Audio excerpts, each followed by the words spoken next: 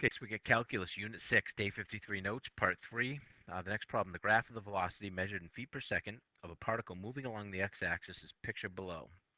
The position p of t of the particle at t equals 8 is 12. Use the graph of v of t to answer the questions that follow. So again, it's velocity that's being graphed right here. But what do we know? And I want to look at this. Hey, when they say this and they're talking about the position, that tells me P of 8 equals 12. Okay? Um, so what is the position of the particle at time equals 3? So now, what do I know? We want to do integral of the velocity function with respect to t from 3 to 8. Why? Because I know that's P of 8 minus P of 3.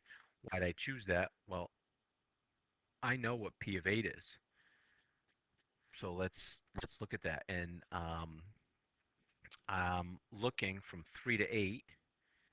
So that's going to be from here all the way to here. Okay, and I notice I have this trapezoid right here, so I can use my trapezoid formula for that. And down here I have, which the trapezoid will all be positive, um, and I have this triangle there. So let's look at what my values are. So for this trapezoid, I know I end up getting, um, okay, so I get for the trapezoid this, the parallel lines are the bases. So I have base 1 to base 3, so 1/2 the sum of the bases times the height's 5. And now I need to add to that the area of the triangle. So it's 1/2, and this is 1/2 the base 2 times the height. Now this is going from 0 to -2. So when we're talking about the height, and this is what makes that area negative, that's going to be negative. We said P of 8 is 12, and I don't know what P of 3 is. So now I can solve this. So 4 times 5 is 20, times 1/2 is 10, -4 times 1/2 is -2, equals 12. 10 minus 2 is 8. I'm going to subtract 12 from each side. And we get -8 equals negative P of 3.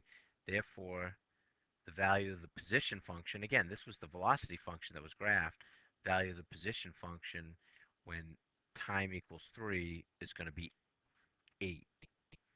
Um, and, oh, wait, I didn't do that math right. Let's go back and change that.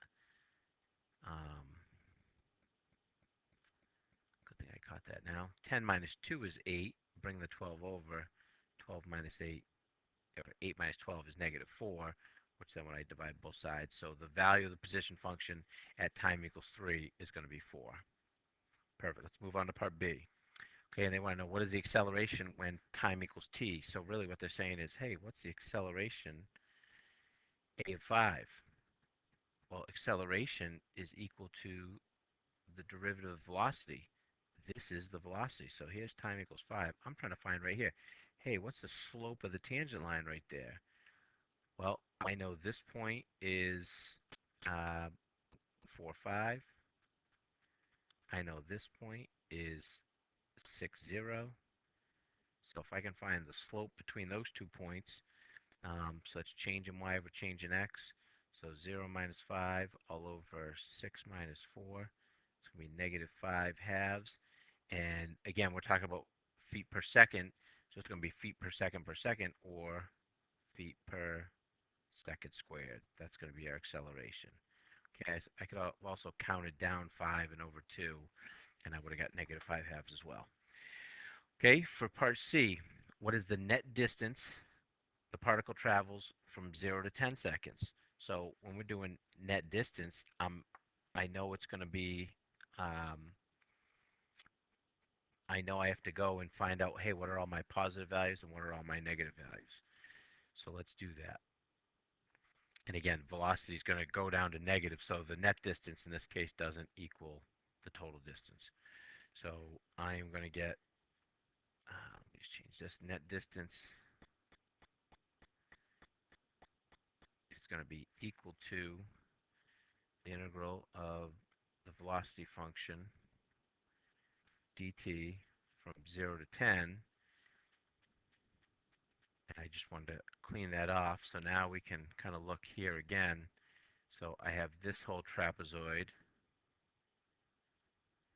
And again, that's a height of, should be base of 2 right there, base of 6 right here, and then this height is still 5. And now down here, I have a triangle which has a base of 4 and a height of 2. And it's really negative 2, which will force it to be negative. So what's this equal to? This is going to be equal to the area of the trapezoid, 1/2 sum of the bases, which is 2 plus 6, which is 8, times 5. Hey, 8 times 5 is 40. Half of that is 20. Let's subtract. Well, let's go through and find the area of this triangle. 1/2 base 4 times the height will be negative 2. 4 times negative 2 is negative 8. Half of that is negative 4. So I find out that the net distance is 16 feet. Because velocity was all positive. So this net distance and the total distance were the same, but then I went in the negative direction, which came back down to 16. Okay?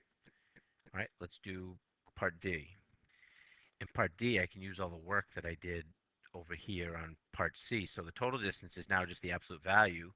So what I'm doing is I'm taking the absolute value of 20, and I'm going to add to that the absolute value of negative 4. And now I know, hey, I traveled 20 feet, but then I traveled back 4 feet to the left, and that was where I got the 16 feet for the net distance. Well, now I'm going to go 20 feet and then add 4 feet, and I'm going to travel a total distance of 24 feet. So I did all the legwork up here, and now that's just going to help me with the total distance. Okay, that's it for part 3 of the notes. Let's go on to part 4, last page of the notes.